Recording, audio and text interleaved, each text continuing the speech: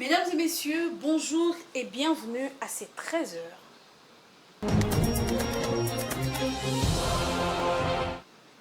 Mardi 16 janvier 2001, qui devait être une journée comme les autres, mais c'est vers 13 heures de la dite journée que le destin de la RDC a changé. 23 ans jour pour jour depuis que Laurent Désiré Kabila, président en fonction, a été assassiné dans son bureau de travail par l'un de ses gardes du corps, Rachidi Mizele.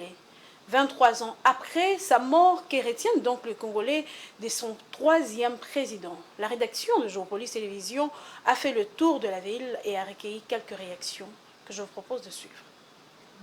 Toki ke Mose Laurent Désiré Kabila azala na bomo imbele lelo tolingi tozala ndenge toyali lelo te tolinga tozala musika mais ti lelo tokoma koyoka bitumba oyo koma kobundama lelo ezali lokola taba koisaki nzoko oyo tozalaki na ye ya makasi lokola Mose Laurent Désiré Kabila ntango tofandaka tokanisaka tolobaka ke soki ke le père azalaka ntango Laurent Désiré Kabila ayaki abanda obeta bato fimbo lala chini tumbu yulu omonaki moto nyonso azongaki na nzela tala lelo biso bachauffeur tokomobima ba 3e bande ba 4e bande tokomokota sans unique mpona nini parce que moto ya makasi akenda soki ke Laurent Désiré Kabila azala ti lelo omoni te ke lelo ata chauffeur tolinga tobanga makasi ke te nakomema 4 personnes te mais c'est déjà tard tokanisaka kaka liwa na ye lelo le 16 oyo. J'ai retenu 4 choses. D'abord sa pensée et puis sa réalisation, sa détermination et en plus sa constance politique. Donc c'est quelqu'un qui réfléchissait bien et qui concevait très bien ses pensées et il tenait à les réaliser et il est resté constant dans ce qu'il disait. Voilà quelques traits important de la vie de Laurent Désiré Kabila que j'ai retenu. Continue d'ailleurs jusqu'à présent quand il disait ne jamais trahir le Congo. On ne peut pas trahir son propre pays. C'était cette lutte continue jusqu'à aujourd'hui. Nous ne pouvons pas, nous Congolais, de trahir notre propre pays. Et c'est lui qui a porté cet étendard pour donner, n'est-ce pas, ce goût, cette philosophie à nous et aux générations futures qu'on ne peut pas trahir son propre pays, au moins qu'on ne soit pas congolais. Mais si on est congolais, on ne peut pas trahir son pays. Autre chose à présent, à la question de savoir la RDC doit-elle fermer sa frontière avec le Rwanda et ainsi emboîter le pas au Burundi. Certains au Congo poussent les autorités dans ce sens afin de couper court à la traversée de militaires rwandais en renfort au M23. Pour Nikes Kibeloka, la question n'est pas simple à trancher. L'expert des questions militaires émet de réserves sur cette stratégie. Il nous fait part de sa stratégie géostratégique dans la sous-région de Grand Lac. Il a été joint par téléphone par Patrick Kilunga. Comme vous le dites, nous assistons à un conflit des pays de CPGL, anciens CPGL. Mais il faut dire qu'à la base du conflit, c'est le Rwanda. C'est le Rwanda qui crée le M23, c'est le Rwanda qui soutient les Red Tabara. Donc la déstabilisation de la sous-région des Grands Lacs est l'œuvre du Rwanda. Alors, cette déstabilisation se passe dans beaucoup de stratégies. À partir de nos frontières communes, le Rwanda peut de nuit entrer dans notre pays. Mais pour le Burundi, le Rwanda utilise une rébellion burundaise qui va déstabiliser le Burundi. Mais au-delà de cela, ce sont les populations de ces 3 pays qui en pâtissent, qui souffrent. Parce que nous avons des relations culturelles, nous avons des relations traditionnelles, politiques et linguistiques. Et nous avons des relations commerciales. Donc, la fermeture de la frontière rwando-burundaise est un coup dur pour les populations. Mais cela est une réponse à la politique que mène le Rwanda face à ses 2 voisins qui sont le Burundi et la RD Congo. Au niveau Est-ce que c'est une bonne décision, une bonne approche? Je dirais oui et non. Quelle est la différence entre le Burundi et nous? C'est que nous avons un allié du Rwanda qui est l'Ouganda. Oui. Et la frontière où se trouve actuellement localisée, géolocalisée le M23 et la RDF est pratiquement une frontière tripartite. Vous avez une partie de l'Ouganda parce qu'il faut dire que la frontière entre Bunagana et la RDC, c'est une frontière ougando-congolaise. Ce n'est pas rwando-congolaise.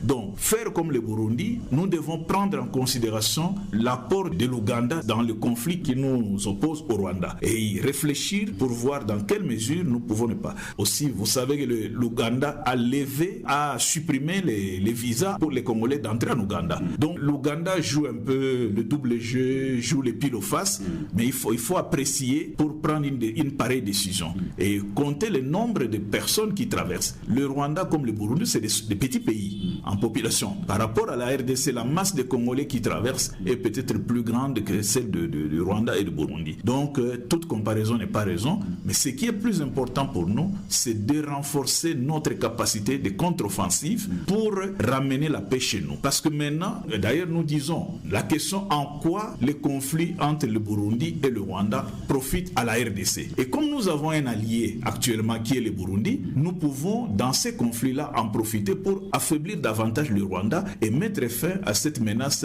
du M23 sur l'invasion de notre pays. Donc il faut tirer les conclusions dans la formule qui dit l'ennemi de mon ami est mon ennemi et trouver des réponses pour ce qui concerne notre pays. Changeons bon de chapitre à présent. La régie de voies fluviales a annoncé la décrue des eaux du fleuve Congo qui touche plusieurs provinces dans le pays depuis quelques semaines.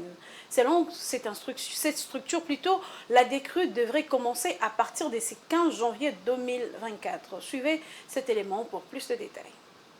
Le fleuve Congo a entamé une décrue dont le niveau d'eau est passé de 6,20 mètres à 6,19 mètres, soit 1 cm, a indiqué le directeur technique de la Régie des voies fluviales au cours d'un entretien samedi avec l'agence congolaise de presse. Selon lui, son impact pourrait être visible à partir du 15 janvier 2024. Plusieurs provinces du pays, Kinshasa y compris, ont été touchées par des inondations ces dernières semaines et les populations étaient contraintes d'abandonner leur domicile afin d'offrir ces remontées des eaux jusqu'à ce jour. Pour le Centre météorologique national, la décrue du fleuve Congo pourrait intervenir entre fin janvier et début février, période qui coïncide avec la petite saison sèche. Ainsi, les riverains peuvent, selon l'institution, espérer une baisse des inondations dans leur région. À la fin de l'année 2023, la Régie des voies fluviales avait appelé les autorités compétentes à prendre des mesures idoines pour éviter cette catastrophe qui causerait beaucoup de conséquences telles que l'affaiblissement des activités économiques des populations riveraines, pertes en vies humaines et les maladies d'origine hydrique. Lors du dernier Conseil des ministres, le président de la République Félix Tshisekedi avait évoqué cette problématique de la crue du fleuve Congo et appelé les autorités à prendre en charge les sinistrés qui sont exposés à beaucoup de maladies. Cette décrue du fleuve Congo permettra à la population de souffler face à cette catastrophe qui a déstabilisé la vie quotidienne de la population congolaise. Quittons à présent la RDC pour nous rendre au Cameroun pour réaliser ses ambitions d'une croissance soutenue de 4,5 à 8,4% sur la décennie 2020-2030. Les gouvernements camerounais comptent accroître la participation du secteur privé au projet de développement. Pour 2024, les pouvoirs publics affichent dans la loi de finances des prévisions plus optimistes que celles des institutions financières internationales avec une croissance du PIB estimée cette année à 4,5%. Suivez. Depuis novembre 2021, le Cameroun connaît une inflation galopante résultant principalement de la hausse du prix des produits de base comme le pain, le blé et les produits connexes, l'huile végétale et la viande, exigeant des acteurs économiques locaux un plus grand investissement dans les produits de grande consommation. C'est à ce titre qu'on peut ranger l'usine de blé initiée à Kribi inaugurée le 10 janvier 2024 par le ministre de l'Industrie. L'usine La Pasta du port de Kribi est une capacité de production de 12 000 sacs de farine de 50 kg par jour à l'initiative de Célestin Tawamba, président du groupement des entreprises du Cameroun, GCAM, et président fondateur de Cadiz Group. Nous pensons que les opportunités qu'offre notre pays nous demandent, nous commandent tous les ans à nous réinventer, à nous réinvestir. Et compte tenu de l'environnement économique qui est extrêmement difficile, une inflation galopante, des coûts de production qui augmentent et un pouvoir d'achat qui baisse, ça demande donc aux acteurs économiques beaucoup d'imagination. Selon les données du ministère de l'Économie et de la Planification et de l'Aménagement du territoire, les travailleurs au Cameroun se retrouvent à 90% dans le secteur informel. Le secteur productif est quant à lui marqué par la prédominance des très petites entreprises et petites entreprises qui représentent 98,5% de l'ensemble des entreprises. Toutefois, les moyennes entreprises et grandes entreprises, telles que celles des membres du GECAM, représentent plus de 80% du chiffre d'affaires total des entreprises. Un poids et un rôle dans la croissance économique dont est conscient le président de l'organisation patronale. Je pense que les projets, nous sommes des acteurs économiques, donc chaque année qui passe, nous devons avoir pour objectif de poser des actes concrets, créer de la valeur.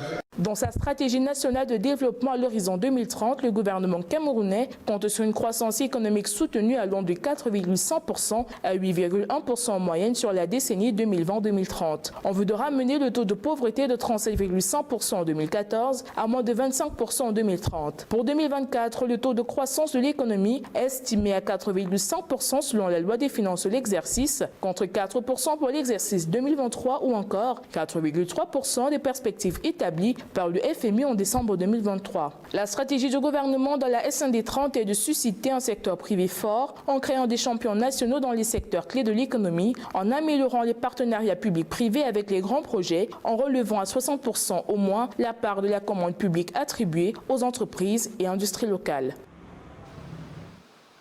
Ainsi prend fin ces bulletins d'information. Mesdames et messieurs, merci de l'avoir suivi. L'intégralité de l'information, vous la suivrez à 19h30 avec Fiston Léco. D'ici là, portez-vous bien.